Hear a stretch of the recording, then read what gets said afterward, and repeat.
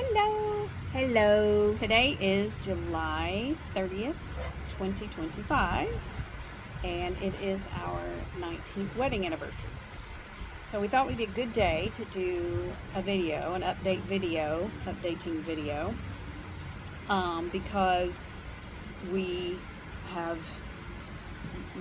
actually have clothes on today, like, you know. Not that we've done the rest of them nude. I mean, don't get that out there in the whatever. But, normally, You're sitting here. I retired in March, and so normally we sort of go around, braless in a t-shirt. Right. So today I we actually kind of dressed up for you. We've got bras on, so they're sports bras, but it counts. Right. And so if you know, you know. We right? went to eat at a really fun little restaurant in Gulfport called The Pearl. The Pearl. We went for the early bird special, and just like old people, we are officially old. 4:30. Yeah, we made a reservation for 4:30. Right, so there you go. Because we're celebrating. We're official. We are official senior geriatric citizens. Yeah. Senior citrus.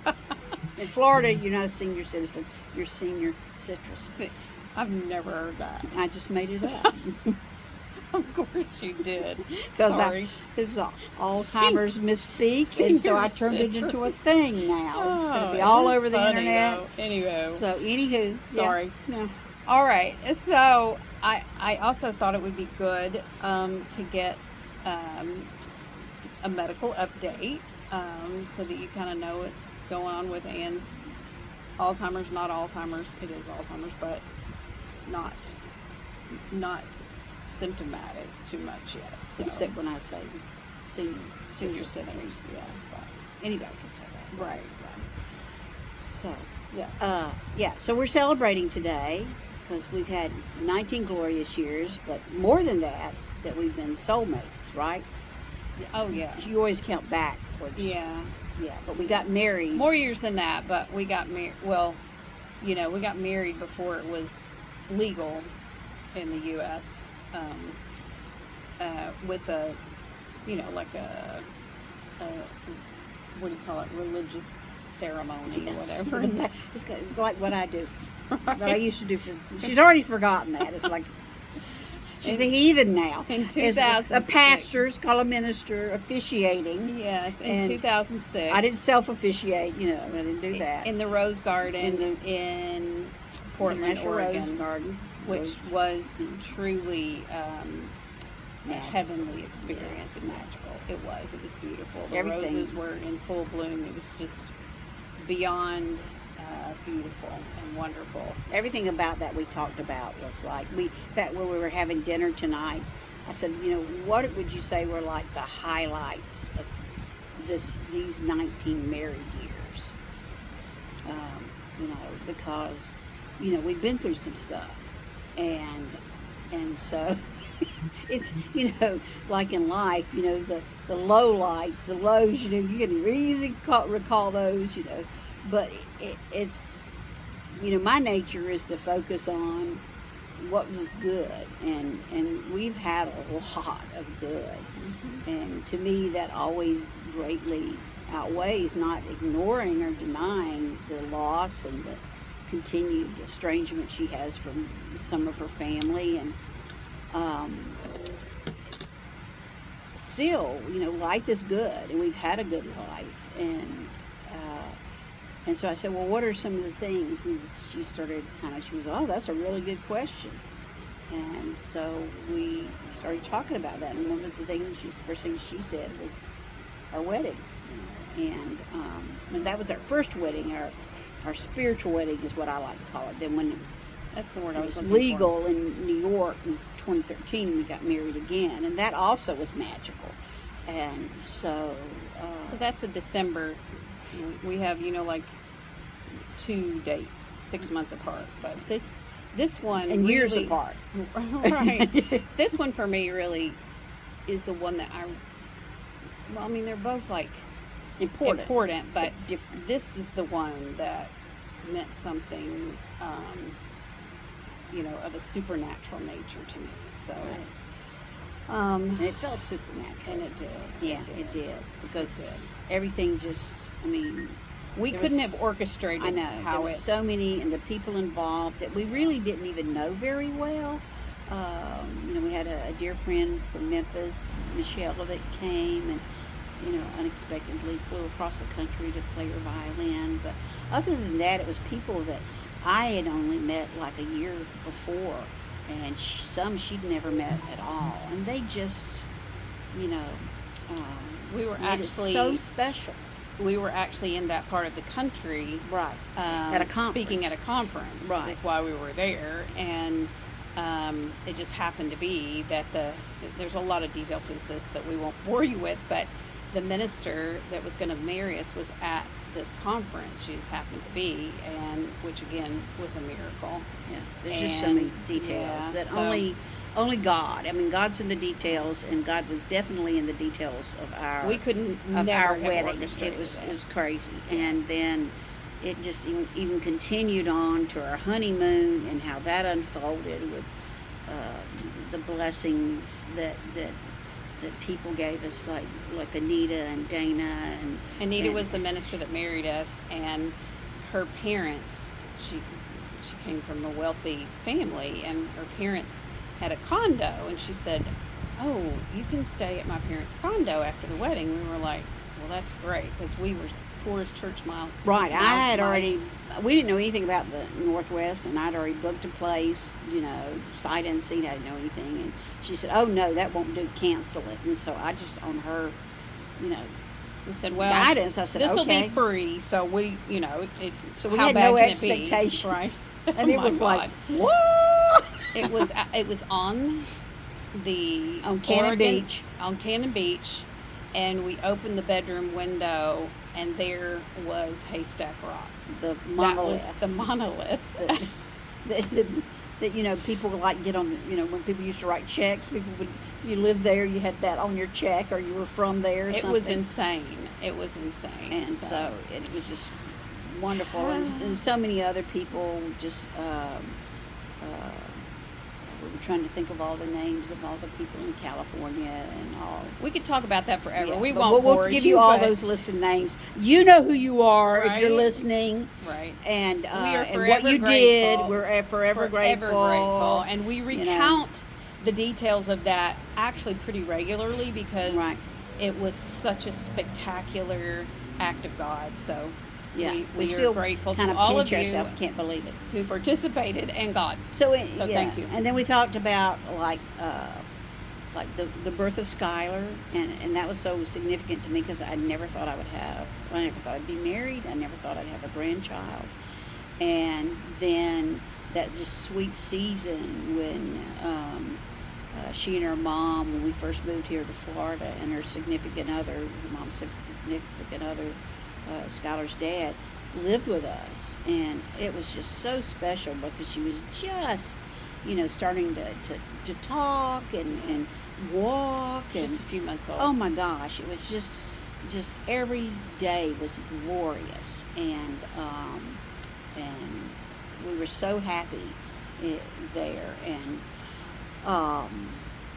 we talked about the houses that we loved, that house and the other houses that we'd bought together in Old Northeast in St. Pete when we moved up here, and how we loved that, and our condo down looking at the Don Cesar and this condo now, and how she's always made it such a home. We talked about her graduations from her BSN program, and then her nurse practitioner program, and then my graduation from seminary. And when we talked about the funny thing, we have to tell you this, that and this was before, this is back in 2005, before we were married. Before we married, and it was before we even professed our love for each other.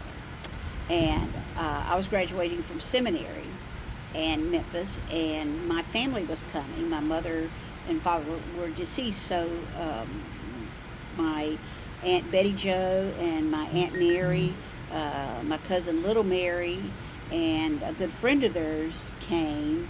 Was anybody else? Eva was there. Eva was there, And they came all the way from North Carolina to. Was your Aunt Margaret? Did Margaret come?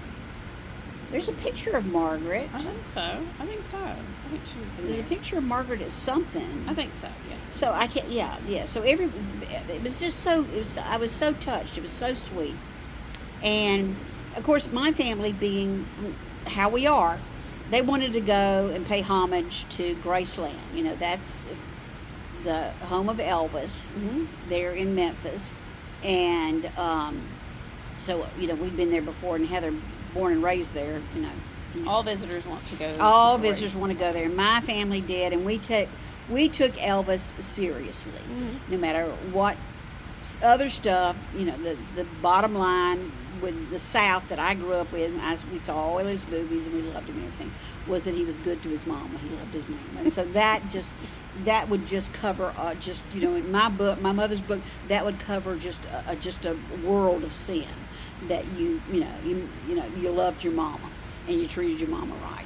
So we took them there, and I'll never forget exactly where we were. And I was with my Aunt Betty Jo, who was the nurse of all nurses, and says exactly what she thinks. Right, like most everybody in my family, and like most everybody in my family.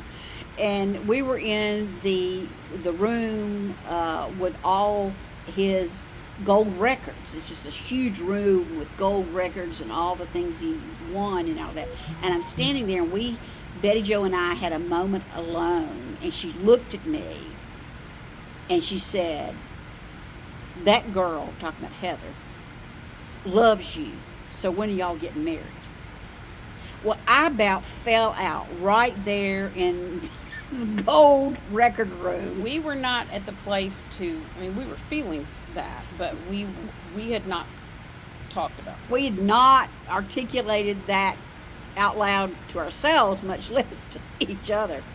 And so when she said that, I was recounting to Heather. She said, "What did you say in that moment?" "I don't remember what you said," because I told her about it afterwards. And I'm like, "Yeah, my Aunt Betty said the funniest thing," because I was scared to death she'd repeat it, because my family is just like me, blah blah blah, And so I said like, that's what I said. That was my, I'm not silent often, but that knocked the wind out of me. But we talked about that and reflected for the first time in these 19 years that when I shared that with her, I was like, "Isn't that funny?" Nervous laughter. That might have been sort of what prompted us after that to where we later on, after they left, and so we ended up sometime later going to the beach, and we both kind of professed our love for each other. And it was, Heather said, "I think that's like Aunt Betty Jo gave your family permission," because we knew that she talked to Aunt Mary about it, because my family talks about everything. And so and I said, "I never thought about it. It was like her blessing. When are y'all going to get married? God rest your soul." And so I'd never thought of it that way, but indeed, not long after that, we talked and knew that we needed to do something about how we felt, and we wanted to get married, and there we went. So that was another reflection from this day and our lovely meal at the Pearl.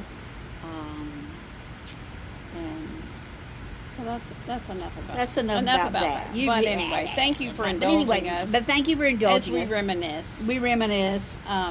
So one of the reasons I thought it might be a good idea to do a little update video is just so you could, we could give a medical report, because I think it's been a few months since we did that. I think the last time we did it was when we realized Anne was not going to be a good candidate for the new monoclonal antibody drugs. She did not tolerate them, and it just didn't seem to be a good fit for her.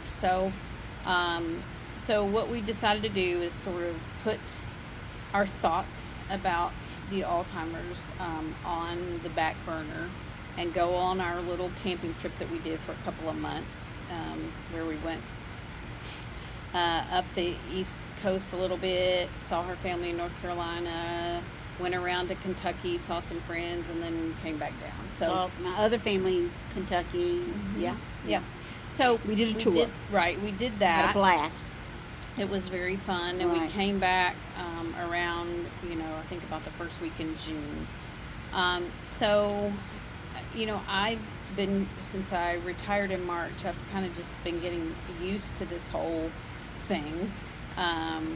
It's such a dream not to have to get up at 5 o'clock and, be on fight Tampa 275 for the portal to hell. Right, that's the commute to Tampa for a couple of hours every day. That has just been dreamy. This week we were contacted. They said they would reach out to us. They being where I used to work at the Bird Alzheimer's Institute. They would reach out to us in a few months about a particular study that they thought Anne might be good for, called the START study, START, which is an acronym for I can't remember. But what? Well, that's really kind of funny, right? But exactly, it's the I can't remember study, right? But what it basically is, it's trying out an experimental drug, and so. There's going to be 3 groups. There's a group that just gets a placebo, and then control. Then there's a group that gets a dose of the drug, and then there's a group that gets a higher dose of the drug. So, you have a 2 in 3 chance of getting the drug, that's a pretty good statistic.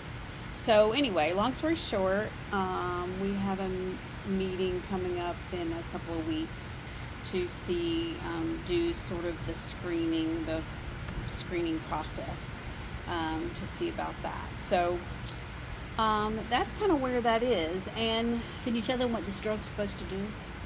I know it has something to do with your memory, your synapses. Right. It works on the synapses. Right. I just like to say that word, synapses. Yeah, to make your So it's complicated. I will not get into that and bore you with that for sure. So, but the good news is, the symptoms still, though we have it, verified that Anne's got the Alzheimer's protein in her blood, in her brain. We were identified this so early in the process that she's, but like when patients would come to me, usually they were having very profound symptoms by the time they got to me. And the disease process was well on its way.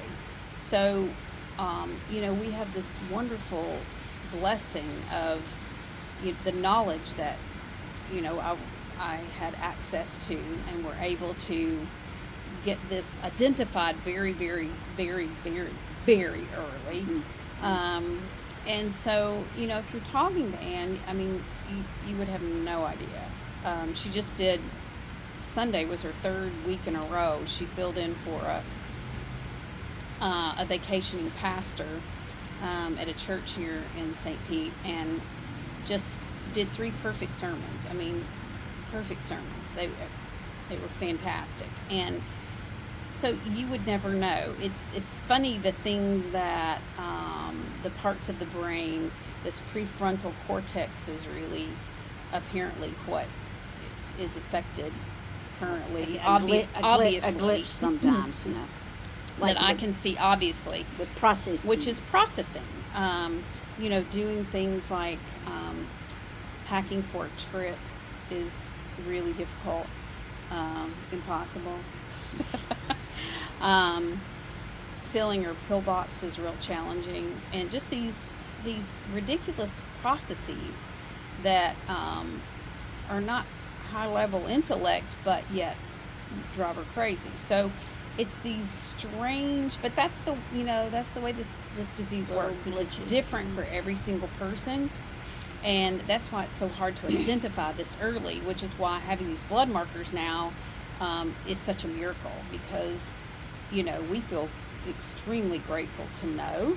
And we'll continue to squeeze out the all the joys we can out of every single day, doing everything on our bucket list we can think of that we want to do, you know, and so to have that knowledge to squeeze that in, you know, to life, to sort of compact your life, which we sort of already had a propensity to do that because we both worked in hospice for so long. Right. So we both sort of already had that mindset, but this just sort of has propelled it. And I don't feel like I don't feel a sense of rush or even urgency. It's just, we want to do things. And so we're not holding back, you know, we're just scheduling them. If something comes to our mind and we want to do it, we do it. You know, we schedule it, and hopefully we'll get a wild hair, have the money to do it. We do it. You know, I mean, nothing, you know, ridiculous, but we just, you know, we'll spend our money as well as we can. And in this craziness of this season that we are living in, which I preached about, this country, that, you know, even more so to just,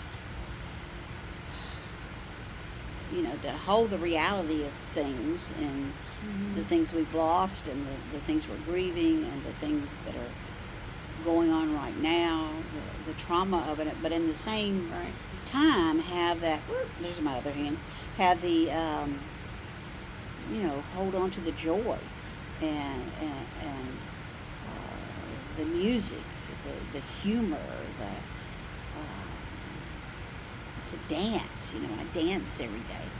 I do Tai Chi, you know, I mean, move your body, you know, I hug a tree, and I literally do. I talk to the animals, and so, you know, my baseline was already crazy because, you know, look at my family, but it's a good crazy. So just, you know, have both those things before you and enjoy this life. And I don't feel, you know, a bit like, why me? Or it's more like, why not me? Why anybody? You know, or, you know, dying. I'm afraid. I know I'm in good hands. I know I'm not going to hurt. But your hospice friends, and when that comes, I'm not worried about that. I'm not even thinking that far out because I know it'll be all right, and I'll be all right. In the meantime, I'm gonna do what I've done my whole life, which is life's too serious to take it seriously, and you know, you can be sincere without taking yourself too seriously or others too seriously, what they think about you, and just enjoy this beautiful human being that, you know, God just has a great sense of humor, but also loves me, I think, a lot, that, you know, blessed me with her presence in my life, and just, you know, suck every moment out of it, and know that you were here and you lived it. And like when I retired, I felt complete, like I had done what I set out to do, and that's how I want to end my life, that I'd done as much as I possibly could do, and I had no regrets, and just enjoy it, even in the midst of this crapola that we're in. And we're very aware. We're in no denial about what's going on, and we spend, you know, a good portion of our day reading and educating ourselves. We try not to spend too much. I do my brain games and stuff, you know. I actually score very high at my squirrel memory and stuff. But yeah, so we do that. But there's talking about political stuff. lightheartedness. Oh, you're talking about the other stuff, all right? Because I thought we don't spend a lot of time thinking about Alzheimer's. Not at all. Oh no, not at all. Oh, but the political stuff. Yeah. You know, because you gotta know. You gotta know what you gotta know. We spend a great deal of time educating ourselves. An ostrich with but your head trying not to become overly obsessed or depressed, because that's not helpful. Because then, you know, they win. Right. And so we're activists. We have, don't let them defeat you with. We actively protest frequently, and you know, are as you know, overt as we can be, where we can be, and look for opportunities to speak out and Speak the truth. Just praying that God will intervene. Yeah, I did that with my last sermon, didn't I? Yeah, it got a little Baptistic, which for a Congregationalist congregation is a lot. Yeah. But I said I said I'm not as funny as I usually am, but this is not a funny time. I'm funny when I need to be, but right now when I need to tell you some truth because I love you, and so we did. We spoke some truth, and I said, this is my last Sunday. If they don't ask me back, that doesn't make any difference, because I had to do what I felt, what you need to say, what God wanted me to say, and as best I could. Yep. I tried. So we've taken up enough of your time, Peace. but wanted to just give you an update and tell anybody who watches this how much we love you and good stuff. Appreciate you, and we will continue to work together with you to help be a light in this darkness time, and believe that God will intervene. I believe it. All right. Love you. Bye. And we will follow the way God makes. Yes.